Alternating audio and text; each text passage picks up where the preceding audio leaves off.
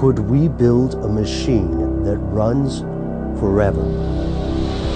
You can turn back now or learn the stuff they don't want you to know. First, a demonstration.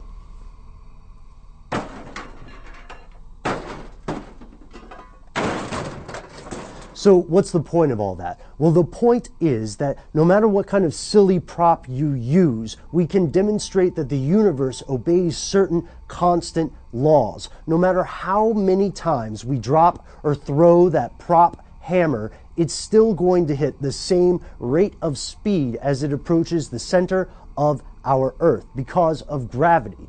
The world and the universe in which the world exists moves along certain immutable laws. Or does it?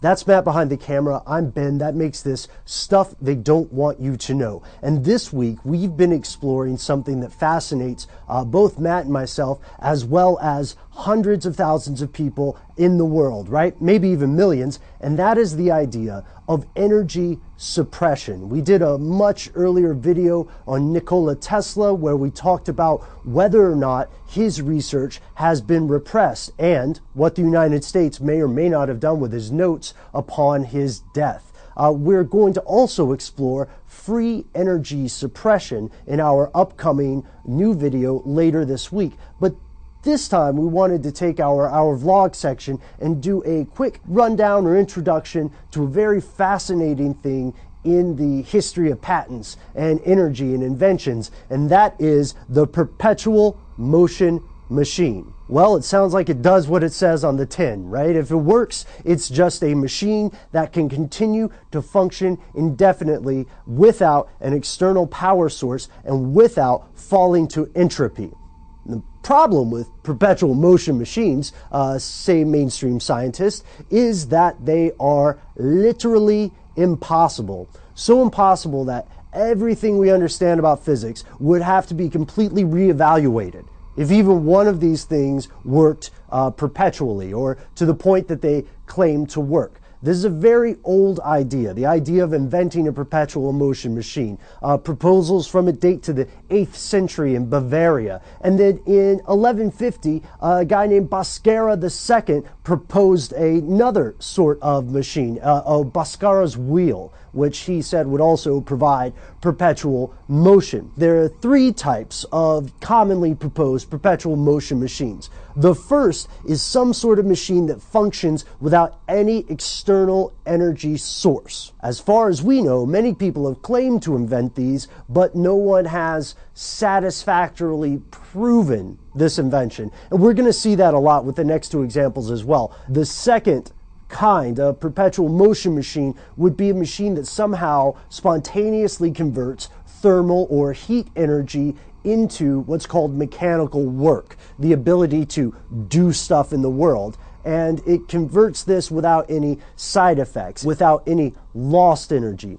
And then there's a third type that you'll probably hear about sometimes, which is a no-friction device. And a no-friction device would not be losing energy to the friction that exists pretty much everywhere in the natural world. But we have actually, we being the human species, you know, not you and I, Matt, unfortunately, we have built low-friction devices. And we have built devices that are extraordinarily energy efficient. However, this all goes back to the tricky word perpetual, a forever machine.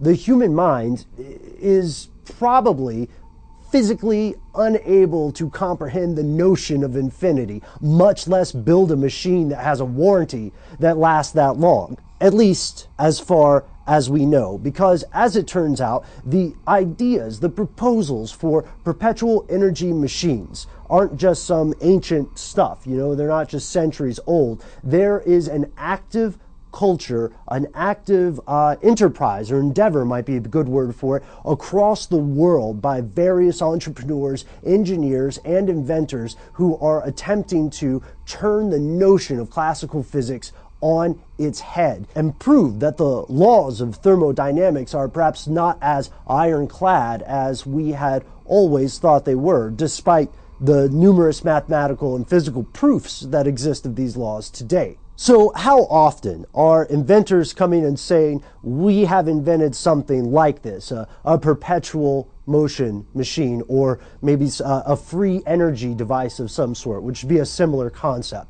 Well, it's happened so often that the U.S. Patent Office has a special provision or requirement for a perpetual motion machine, which they don't have for most of their other inventions. You cannot get a patent for a perpetual motion machine unless you have a working model, sort of a put up or shut up thing, I guess, right? That catch has made it so that despite the numerous patents people have had for various alternative energy forms, no one has successfully patented and marketed a perpetual motion machine, at least as far as we know, at least as the mainstream goes. So as Matt and I are diving into our next episode on free energy, what we would like to ask you for help with is, one, do you think that someone has already designed a successful free energy system or a perpetual motion machine?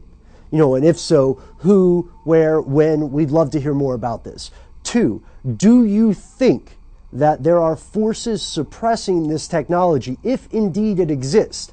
And if so, of course, who, why, where? We'd love to hear all of this. And third, do you have any suggestions for topics we should cover in the future? As always, Matt and I can be found on our Facebook page, on our Twitter page. You can send us an email directly. We are conspiracy@howstuffworks.com, and stay tuned for our upcoming episodes.